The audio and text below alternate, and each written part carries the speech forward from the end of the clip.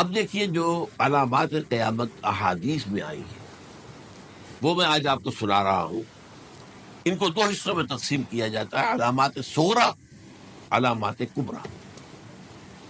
چھوٹی نشانیاں جو درجہ بدرجہ درجہ بدرجہ درجہ بدرجہ حاضر سامنے آئیں گی. ایک ہے بالکل قیامت سے متصل قبل بڑے جو خرق عادت واقعات ہوں گے وہ آئیں گے. اچھا، پہلی چیز کے سلسلے میں حضرت انس رضی اللہ تعالیٰ عنہ سے یہ مروی ہے اور یہ حدیث متفق علیہ. پہلی علامت حضور نے بیان کی قیامت کی علامات میں سے. اب میں لفظ قیامت اسی معنی میں بول رہا ہوں جس میں کہ ہم عام طور پر بولتے ہیں. آپ نے فرمایا علم اٹھا لیا جائے گا، جہالت کا دورہ. اب یہ کون سا علم اٹھایا جائے گا؟ سائنس کا علم نہیں، دین کا علم. آج تو ساری قدر و قیمت جو ہے جس کے لیے دوڑتے ہیں لوگ لاکھوں روپے کی فیسیں دے کر، ایم بی اے ہو رہے ہیں، یہ جو ہے اکاؤنٹنسی کا پاس کر رہے ہیں، یہ سی اے کر لیا ہے، یہ کوئی اور جو ہے فزکس میں کوئی کیمسٹری میں ڈاکٹریٹ کر لی ہے، ڈاکٹر بن گئے تو کیا ہی کہہ رہے ہیں. اس لیے کہ بڑی چیز جو پاکستان سے ایکسپورٹ ہوتی ہے وہ ڈاکٹر ہے. اس جو اتنے بڑے پیمانے پر جو کالج کھلے ہوئے ہیں، 3 لاکھ روپے ایک سال کی فیس، 5 لاکھ روپے ایک سال کی فیس. یہ کیوں لیتے ہیں اور کیوں لوگ دیتے ہیں؟ کہ موقع مل جاتا ہے ایم بی بی ایس کر کے. امریکہ کے اندر بھی ڈیمانڈ ہے، ان کے ہاں ڈاکٹر جو ہیں جتنے ہونے چاہیے نہیں ہے، لہذا اور بھی بہت سے جگہوں پر ڈیمانڈ ہے. تو جس چیز کی مارکیٹ پر ڈیمانڈ ہے وہ علم ہے. آج علم کمپیوٹر کا علم ہے یہ. حالانکہ ان میں سے کسی کے اوپر لفظ علم کا اطلاق میرے نزدیک غلط، جہالت. علم وہ ہے جو ذہن کو جلا دے، جو سوچ کو جلا دے، روشنی پیدا کرے، دماغی روشنی، وسعت دے، انسان کے فکر کو وسعت دے، اس کے ذہنی جو ہے جو افق ہے اس کو وسیع کرے. علم تو وہ ہے جو حقیقت کے کیا علم بھی اسے عطا فرمائے. قرآن ہے، حدیث ہے، باقی اور چیزیں جو اس سلسلے میں آ سکتی ہیں وہ ہے کہ جو قرآن اور حدیث کی سمجھنے میں ممد ہو اور زیادہ جو ہے اس کے تک فہم کو آسان کر دو. لیکن یہ کہ فرمایا علم اٹھا لیا جائے گا، جہالت کو فروغ ہوگا. ظاہر بات ہے ایک ہی بات ہوئی ہے. دوسرا نمبر پہ یہ کہ جہالت کو فروغ ہوگا. نمبر 3 زنا کثرت سے ہوگا. نمبر 4 شراب نوشی عام ہو جائے گی. نمبر 5 عورتوں کی تعداد بہت زیادہ ہو جائے گی، مردوں کی تعداد کم ہو جائے گی. یہاں تک کہ 50 عورتوں کا خیر خبر کرنے والا، کوئی نگرانی کرنے والا، وہ ایک مرد. اچھا، یہ تو ہے ایک حدیث جو میں نے آپ کو بیان کر دی، متفق علیہ. یہ بخاری اور مسلم دونوں میں ہے. دوسری حدیث بخاری کی ہے، اس کو حضرت ابو ہریرہ رضی اللہ تعالیٰ عنہ نے روایت فرمایا ہے. قیامت آئے گی جب امانت ضائع ہو جائے گی. آج ہمارے ہاں امانت کے ضائع ہونے کا جو نقشہ ہے شاید پوری دنیا میں کہیں اور نہیں. جس طرح کے غبن یہاں ہوتے ہیں، جس طرح کک بیکس جو ہے وہ لیے جاتے ہیں. اس غریب یعنی قوم غریب ہے لیکن یہاں وہ امیر بہت بڑے بڑے لوگ ہیں. وہ تو دنیا بھر کے ٹاپ کے امیروں کے اندر ان کا شمار ہو جائے گا. لیکن یہ کہ یہ سب امیر کیسے بنے؟ غبن ملین آف ڈالرز کا. اب تو اس سے کم کی تو بات ہی نہیں ہوتی. فلاں نے اتنے بلین جو ہے پیسے اپنا جو ہے قرضہ معاف کرا لیا. بھائی کس نے کون کرتا ہے معاف؟ یہ کسی کے باپ کی جاگیر ہے؟ یہ پیسہ بینک کے اندر حکومت کا ہے کہ حکومت کو اختیار ہو گیا وہ رائٹ آف کر دے ان کے جو ہے ان کی جائیدادیں کرو ضبط. لیکن ہوتا کیا ہے، بینک آفیسر بے ایمان ہے. وہ کہتا تھا 1 کروڑ کا قرضہ لے جاؤ، 10 لاکھ مجھے لے جاؤ، چاہے تم میرے پاس کوئی ڈاکومنٹ جو ہے ایسے نہیں دے سکتے. حالانکہ ہونا چاہیے. اتنا بڑا قرضہ لے رہے ہو تو ڈاکومنٹس یہاں پر ہمارے سامنے لاؤ کہ اگر تم نہ دے سکو تو ہم ان ڈاکومنٹس کے ذریعے سے تمہاری جائیداد، تمہاری کوئی جاگیر، تمہاری کوئی اور چیز پر قبضہ کریں. جب وہ وقت آتا دیکھتے تو یہ ڈاکومنٹس ہی فیک ہیں. اللہ خرچ کیا کرے گا کوئی؟ بینک کا باپ بھی واپس نہیں لے سکتا. اور یہ سب کس کی بے ایمانی ہے؟ وہ جو بیٹھا ہوا بینک مینیجر، سارا سودا اس کے ماں بانی کہ 1 کروڑ ہے نا، 10 لاکھ مجھے جو 90 تم لے جاؤ. باقی یہ کہ ٹھیک ہے میں تمہارے جو ڈاکومنٹس تم پیش کرے اس میں کوئی اعتراض نہیں کرتا، بس لاؤ. اور نمبر 2 حکومت نااہلوں کے سپرد ہو جائے گی. یہ ہے امام بخاری کی روایت کردہ روایت جو حضرت ابو ہریرہ سے. مسلم شریف میں ابو ہریرہ رضی اللہ تعالیٰ عنہ سے ایک اور روایت ہے، مال عام ہو جائے گا یہاں تک کہ زکوٰۃ قبول کرنے والا کوئی نہ ہوگا. یہ بات وہ ہے جو آج سعودی عرب اور یو اے ای کے اندر آپ کثرت سے دیکھ سکتے. دولت جو ہے وہ ریل پیل. ابھی تھوڑا سا آیا ہے معاملہ خاص طور پر دبئی میں، کیونکہ وہاں بہت زیادہ کنسٹرکشن ہو رہی تھی، تو پوری دنیا میں آپ کو معلوم ہے کہ جو ریئل اسٹیٹ کہلاتا ہے اس کا حال بہت پتلا ہے، لیکن وہاں کے دولت ریل پیل ہر جگہ. آپ نے فرمایا کہ جب لونڈی اپنی مالکہ کو جنے گی اور تم دیکھو گے کہ ننگے بدن ننگے پیر بھوکے ننگے بھیڑوں اور بکریوں کو چلانے والے اونچی سے اونچی عمارتیں بنانے میں ایک دوسرے کا مقابلہ کریں. اذا طلعت الامۃ ربتها، کیا بات ہے. ایک خاص الفاظ کیوں کہے گئے؟ اولاد والدین کے سامنے دب کر رہتی تھی، کبھی سینہ تان کر بات نہیں کرتے تھے. ٹھیک ہے، کوئی بات آپ مان نہیں سکتے، ابا جان یہ بات تو میں نہیں کر سکتا. یا فرض کیجئے کہ وہ آپ کو کسی نیکی سے روک رہے، کہ دینی کام سے روک رہے، ابا جان یہ تو میں نہیں کروں گا، یہ تو دین کا فرض ہے. یہ کہیں آپ اور ڈٹ کر کہیں اور جمیں اس پر، لیکن یہ کہ کوئی سرکشی کا انداز نہ ہو. ایسا نہ ہو کہ اپنے جناب سینے کو تان کر کے کھڑے ہو جائے، میں نہیں کروں گا یہ نہیں، یہ غلط ہو جائے. اچھا، اولاد میں بیٹی جو ہوتی تھی وہ زیادہ سبارڈینیٹ، سبمسیو، بات ماننے والی، کہیں بھی سر اونچا نہ کرنے والی. اور آخری دور میں کیا ہوگا، بیٹیوں سے مائیں ڈریں گی، انہیں ٹوک نہیں سکتی کسی بات پر، پتہ نہیں کیا بک دے گی، کیا بکواس کر دے گی. یہ تو ہمارے یہاں ہو گیا ہے. باہر کیا ہے تو آپ یہ بھی نہیں پوچھ سکتے. آپ کی 13 برس کی لڑکی آئی ہے رات کو 1 بجے، نہیں پوچھ سکتے کہاں رہی ہو، یہ رات کہاں گزاری، پوچھ ہی نہیں سکتے. یہ پوچھنا بھی جرم ہے. اپنے چھوٹے بچے کو آپ نے ایک تھپڑ مار دیا، تہذیب ہے، سکھانا ہے، غلط کام کیا ہے، اس کی سرزنش ہو رہی، فوراً وہ اگر ایک فون کر دے گا پولیس آئے گی، بچے کو لے جائے گی، اسے لا کر کہیں اور جو ہے ڈپازٹ کرے گی اور آپ پر مقدمہ چلے گا، آپ کو اس کی سزا بھگتنی ہوگی. ظاہر بات ہے کہ پھر وہاں سرکشی کا کیا عالم ہوگا. پھر اولاد کہاں سر جھکائے گی، کس درجے میں جھکائے گی، اس کی تربیت عثمانی ہوئی نہیں. تو انت الامۃ ربتها، گویا کہ بیٹی کے نزدیک ماں جو ہے وہ ایسی ہو جائے گی جیسے لونڈی. گویا کہ لونڈی نے ایک اپنی مالکہ کو جنم دیا ہے، بیٹی مالکہ بن جائے گی اور ماں جو ہے لونڈی بن جائے گی. اور دولت کے ریل پیل کا ابھرتا دکان، یہ جو بھوکے ننگے اور مفلس، کیا حال تھا 100 برس پہلے، انہیں کھانے کو کچھ نہیں ملتا تھا. یہ مشرقی ساحل پر تھے، یہ سوائے یہ کہ مچھلیاں پکڑ لی، اللہ خیر اللہ، وہ کھا لی یا کہیں ان کو بیچ دیا، کو بنڈی لگ جاتی تھی وہاں. اور کیا تھا. اور مغربی ساحل پہ کیا ہوتا تھا، ساری ان کی معیشت حج کے گرد گھومتی تھی. حاجی آئے ہیں، خریداریاں کر رہے ہیں، اور آپ کو معلوم ہے پوری دنیا سے مال پہلے بھی پہنچتا تھا وہاں. آپ کو جو ہے ہر ملک کے ہر کونے کا پھل وہاں مل جائے گا آج بھی. اور وہاں پر یہ ہے کہ سب سے بڑی بدوؤں کے لیے سب سے بڑی بات کیا تھی، قربانی کا گوشت. اسے وہ سکھاتے تھے، سخت چمڑے کر کے کھاتے تھے. یہ ان کا حل تھا.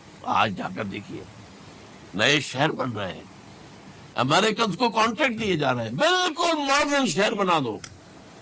ایک ایبسلیوٹلی ماڈرن شہر جو ہے وہ جو مشرقی ساحل کے اوپر جو پہلے سے آرام کو سٹی ہے، امریکن سٹی ہو، اس کے اندر کوئی سعودی بھی داخل نہیں ہو سکتا سوائے جس کے پاس اس سٹی کی طرف سے لائسنس نہ ہو.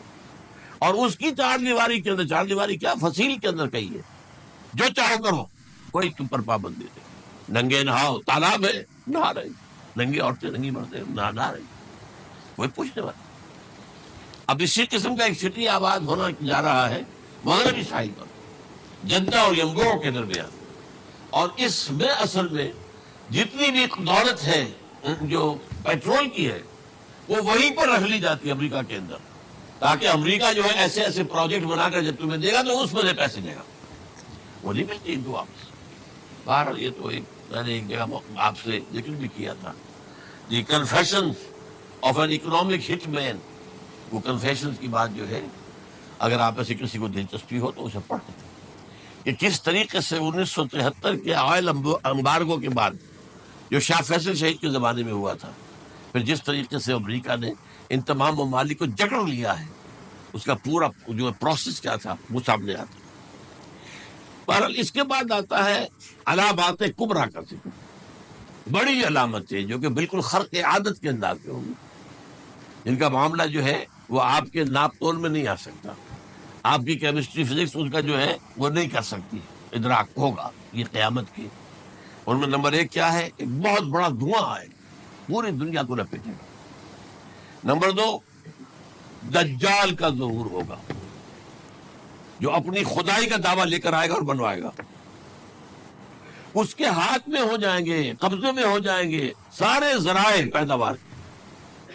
اس کی طرف پہلا قدم اٹھ چکا ہو، ٹرپس کے نام سے معاہدہ ہو چکا ہے. کوئی ملک اپنا بیج پیدا نہیں کر سکتا ہو. یہ بیج ہم نے ڈیولپ کیے ہیں. ان کے ڈیولپمنٹ سے پہلے تم ایک ایکڑ سے کتنی گندم لیتے تھے، آج کتنی لے رہے ہیں؟ کس بنا پر؟ جینیٹکس کا جو کام ہم نے کیا ہے اس کی بنا پر ہو رہا. ہاں تو ہمارا حق ہے، اس کی رائلٹی ہمارے پاس آنی چاہیے. لہذا صرف ان اداروں سے، ملٹی نیشنل سے خریدا جائے گا بیج، اور بیج بھی وہ دیں گے وہ کہ جس سے جو فصل اگے گی وہ بیج نہیں لا سکتے، وہ بیج کا کام نہیں کر سکتے. جیسے آپ کو معلوم ہے کہ آپ کے ہاں جو گوشت کھایا جاتا ہے مرغے کا، تو مرغا وہ جو ہے اس میں مرغا ہو یا مرغی ہو، اس کے اندر کوئی وہ کیفیت ہی نہیں ہے. ان کے انڈے جو ہے ان سے آپ بچے حاصل نہیں کر سکتے. ہے تو انڈا، دیکھنے کو تو انڈا ہے، لیکن وہ بنڈا جو ہے اس سے بچہ تو نہیں حاصل کر سکتے. ایسے ہی وہ گندم کا بیج لیں گے، نظر آئے گی گندم، لیکن اس کے اندر وہ صلاحیت نہیں ہے کہ اس سے جو فصل ہوئے گی اس کا نتیجہ جو ہے وہ بھی آپ لے سکیں. یہ ہو رہا ہے، اللہ جانے قدم اٹھ رہا ہے ادھر. پھر یہ ہے کہ دابۃ الارض، زمین سے ایک حیوان نمودار ہوگا، زمین شق ہوگی. ابھی میں کہہ رہا ہوں خرق عادت ہے، یہ چیزیں وہ نہیں ہیں جو ہماری کسی حساب کتاب میں جو باتیں پہلے آئی ہیں وہ تو حساب کتاب میں آ رہی ہے، ساری سمجھ میں آ رہی ہے، ساری چیزیں مشاہدہ ان کا ہو رہا ہے. لیکن یہ ہے کہ دابۃ الارض، یہ کہتے ہیں کہ کوہ صفا، اس میں تو نہیں ہے حدیث میں، کوہ صفا پھٹے گا اور اس میں سے ایک حیوان دابہ وہ ظاہر ہوگا. تو اسی لیے فرمایا ہے وَإِذَا وَقَعَ الْقَوْلُ عَلَيْهِمْ أَخْرَجْنَا لَهُمْ دَابَّةً مِّنَ الْأَرْضِ تُكَلِّمُهُمْ. تو ہم اندر سے پیٹ کے چیر کر زمین کے پیٹ کو ایک حیوان کو برآمد کریں گے جو انسانوں سے بات کرے گا، گفتگو کرے گا. نمبر 4، طلوع الشمس من المغرب، یہ بھی خرق عادت. سورج تو طلوع ہوتا ہے مشرق سے، غروب ہوتا ہے مغرب میں، لیکن اس وقت معاملہ الٹا ہو جائے. یعنی جو کائنات کے اندر جو گڑبڑ ہوگی تو سمجھ میں بات آتی ہے کہ یہ معاملہ جو ہے یہ تو اس پورے سولر سسٹم کو اگر بدل دیتے ہیں تو مشرق مغرب ہو جانا، مغرب مشرق ہو جانا، یہ سمجھ جانے والی بات ہے. اس کے بعد ہے عیسیٰ ابن مریم کا نزول، جس کے بارے میں آج میں نے گفتگو کی ہے تفصیل سے. یہ نزول ہونا ہے، یہ علامات قیامت میں سے حضور نے بیان فرمایا ہے، اور قرآن مجید کی جو اصطلاحات ہیں اس کے حوالے سے میں نص قطعی جو ہے وہ میں آپ کے سامنے رکھ چکا ہوں. پھر یاجوج ماجوج کا ایک معاملہ ہے، یہ میں ابھی اس وقت زیادہ اس پر بات نہیں کر سکتا. حضرت عیسیٰ علیہ السلام کے نزول کے بعد 2 کام ہو گئے. یہودیوں کا قلع قمع ختم، تمام یہود، ایک کام تو یہ ہونا ہے. اور نمبر 2، عیسائیت کا ختم ہو جانا. عیسائیت کی نفی کر دیں گے، بھائی تم مجھے خدا کا بیٹا بنائے بیٹھے ہو، میں تم خدا کا بیٹا نہیں ہوں، میں تو اس کا بندہ ہوں، رسول ہوں. میں نے تم سے کب کہا تھا کہ مجھے خدا کا بیٹا بناؤ. نمبر 2 یہ کہ وہ خنزیر کو قتل کر دیں گے. یعنی یہ تم نے خنزیر کب سے کھانا شروع کر دیا؟ میں تو تم کو نہیں کہا، اجازت دے کر گیا تھا. یہ تو شریعت موسوی میں حرام تھا اور میں کہہ کر گیا تھا کہ یہی شریعت تم پر لاگو رہے گی. How come? تم نے کیسے یہ؟ آج بھی بہت سے رومن کیتھولکس جو ہے وہ سور نہیں کھاتے، وہ ہے ان کے اندر کچھ نہ کچھ بات جو ہے جو حضرت عیسیٰ کی تعلیمات کا کچھ اثر ان کے ہاں ہے. اس کے بعد یہ ہے کہ یاجوج ماجوج، جیسے میں بتا رہا تھا آپ کو کہ جب عیسائیت بھی ختم ہو گئی، یہود ویسے ختم ہو گئے، استیصال ہو گیا، جڑ کٹ گئی. اب عیسائیت گویا کہ اسلام میں ضم ہو گئی، عیسائیت میں مذہب ختم، یہودی خود ختم. اب یہ طاقت کتنی ہو جائے گی؟ تقریباً 2/3 دنیا آ گئی. تمام اب عیسائی 2 ارب کے قریب ہے، 1 ارب 90 لاکھ ہو گئے، 90 کروڑ ہو گئے. یا مسلمان بھی 1 کروڑ 50-60 لاکھ ہے. دونوں کو جوڑ لیجیے کتنے ہو گئے؟ 6 ارب کل آبادی ہے. لیکن اس کے بعد آتا ہے یاجوج ماجوج کا خروج. یہ یاجوج ماجوج میرے نزدیک چائنا اور رشیا ہے. ان کی مجموعی طاقت اتنی ہوگی اور یہ اس طرح آئیں گی ہر اونچائی پر سے اترتے ہوئے پھسلتے ہوئے. جیسے 1962 میں جب وار ہوئی تھی بٹوین چائنا اینڈ انڈیا 1962 میں، تو وہ اس وقت کا نقشہ مجھے آج بھی اخبارات میں پڑھتا تھا تو یاد، waves after waves of Chinese soldiers were coming down the slopes of Himalayas. یہ تو وہ ہے نا جن کی تعداد کا کوئی حساب نہیں ہے. اور رشیا اور یہ مل کر جو ہے، میرا اندازہ یہ ہے کہ جب پہلے ملحمۃ العظمیٰ ہوگی وہ عیسائیوں اور مسلمانوں کے درمیان، اس وقت یہ دونوں پاورز نیوٹرل رہے گی. لیکن غالباً یہ بات طے کر لیں گی کہ ویپنز آف ورلڈ جو ہے ماس ڈسٹرکشن، یہ استعمال مت کرنا. اگر یہ ویپنز آف ماس ڈسٹرکشن استعمال کرو گے تو ہم میدان میں آ جائیں گے. اس میں وہ جنگ جب ہو چکے گی، پھر حضرت عیسیٰ کو فتح حاصل ہو جائے گی، اور پھر یہ کہ یہودیت ختم ہو جائے گی، عیسائیت بطور مذہب ختم ہو کر اسلام میں ضم ہو جائے گا.